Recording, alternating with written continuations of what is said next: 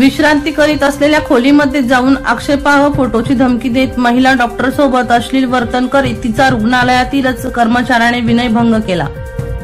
तसेच विवाहितेच्या कुटुंबातील सदस्यांना ठार मारण्याची धमकी दिली।